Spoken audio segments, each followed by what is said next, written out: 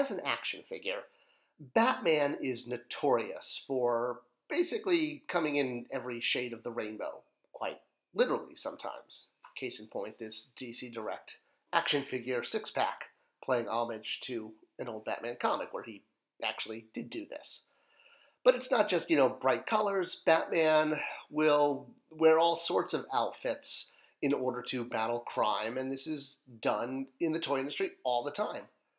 Now, even though when you look at the history of Batman, other than that one issue where he did the whole rainbow thing, he pretty much wears blue and black as a standard color.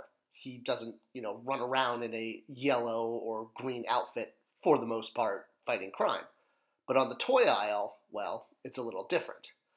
So how did toys get to the point that they were able to deviate so much from Batman's traditional black and blue colors to make crazy color Batman toys? Well, it's a very interesting story, and, well, if you've clicked on this video, that's what we're covering today. This is Scott ToyGuu Neitlich. I've been in the toy industry for over 20 years, but I'm also a collector, and I have a passion for all cool toy stories. I got to work on Batman toys, actually, for quite a while at Mattel, but it's not that story that I'm telling. We're going to go back and look at how we got from toys like this in the 1960s and toys like this in the 1970s to the point that by the time the 1990s rolled around, we were enjoying Batman figures like this, all decked out in scuba boots and green scuba suit, ready to take on whatever bathtub and pool adventures any kid wants, because Batman's ready for that in his awesome green and yellow suit. So how did we get there? How is it that Batman toys throughout the 50s, 60s, 70s, and 80s were restricted to more or less blue Batman with yellow chest emblem? I mean, Robin basically added the color when you looked at Batman toys on your shelf. Well, obviously, a lot of that is going to go back to things like the 1966 Batman show with Adam West and Burt Ward.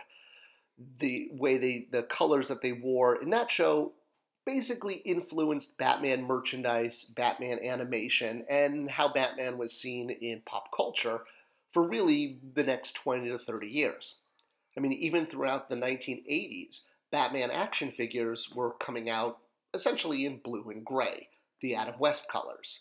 You didn't see much deviation until 1989, and Batman finally got a brand new color. No longer was Batman restricted to simple gray outfits with a blue cape and cowl, but for the first time, because of this movie, Batman could now wear black. Dun, dun, dun. Yeah, black. All right, so now you have your choice between blue Batman and black Batman.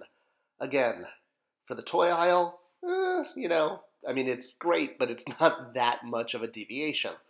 Although, having a black Batman action figure is obviously different from having a blue Batman action figure, but we're still not to the point there where we are today, where Batman can come in almost any color of the rainbow, and again, literally can be a rainbow Batman. So it all goes back to this line. This was Hasbro's line post the 1989 movie, and of course it had its token Joker figure, which, while it was supposed to be Jack Nicholson, was, basically a repaint of previous Joker figures. And then you had Crime Attack Batman, which of course came in his movie black outfit, looking like he stepped right out of the screen, even coming with different accessories that he used on screens, like a grapple. And you had Iron Winch Batman, who is dressed in blue and gray. So harking back to the Adam West colors, but again, a traditional and permissible Batman color. Even the Bruce Wayne Batman in this assortment was still a character that once you put the suit on Bruce Wayne, who was still wearing kind of black, you wound up with a black Batman. Still wearing the same colors, still looking like he did in the movie, and still being restricted to that black color scheme. The other variant in the line, Shadow Wing Batman, which, big shocker, also a black Batman, but just with a different action feature that allowed him to have his cape fly out with his arms. A cool action figure, and a cool feature, not knocking that at all, but we're still not there. But then there was this. Tech Shield Batman. This was different. This wasn't just different, this was completely revolutionary. This, ladies and gentlemen, was the first ever Batman action figure in the history of Batman to not be in blue, gray, or black. He had a tech shield, a big yellow gold outfit on. And boy, did he stand out. I mean, look at the entire assortment altogether. You got Black Batman and Black Batman and Black Batman and another Black Batman and, oh, there, look, all the way in the back, a gold Batman? I mean, that's different. That had never been done before. This was a Batman that changed the entire toy industry. And let's talk about how that happened. So the idea of doing a yellow Batman, or rather a not black, not blue, not gray Batman, was a battle. It wasn't something that just happened overnight or by coincidence. It was done deliberately.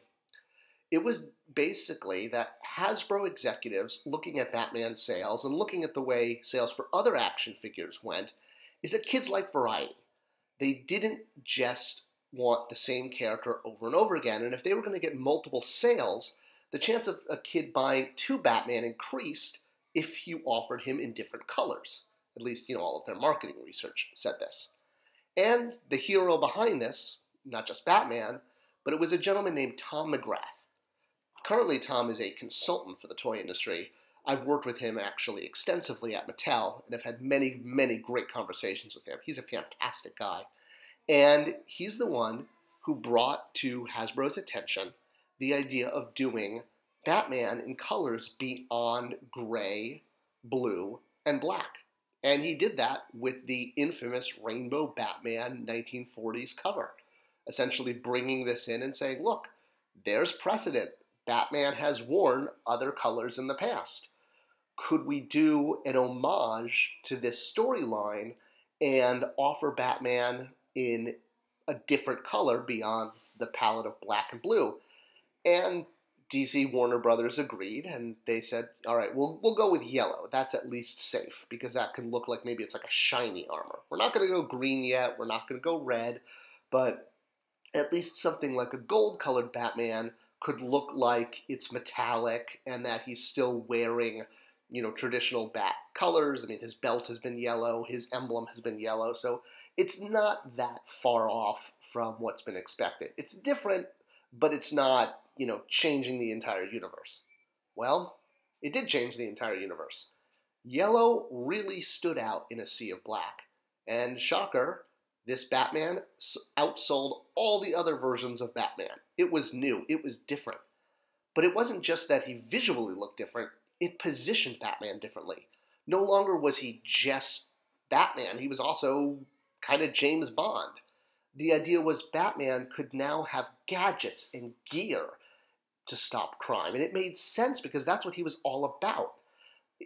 This yellow Batman gave birth to an infinite possibility of Batman toys, where now different colored Batmen could essentially be armored for different missions, different equipment, different situations.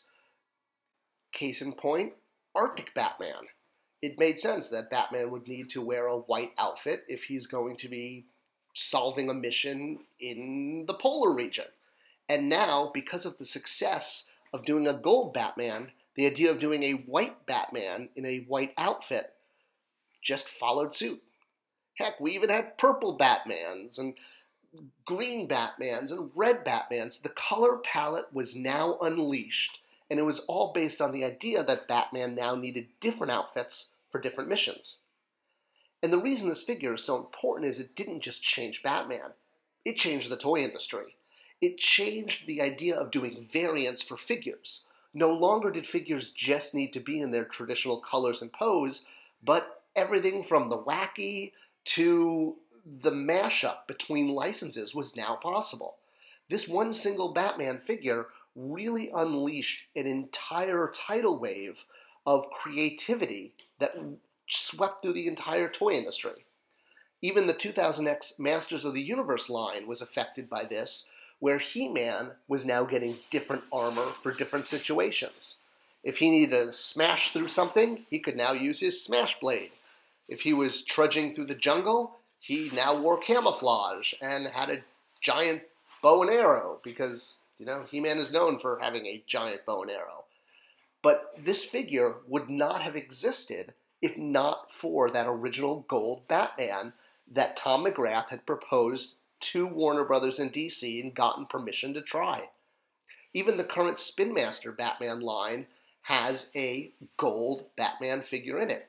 Whether this is an homage to that figure isn't really important, but the fact that it's included is just proof, and it shows how much kids love variety and how much Batman works to show off this variety by not only changing his outfit color, but having this correspond to the mission, situation, and storyline of what this figure is meant to do.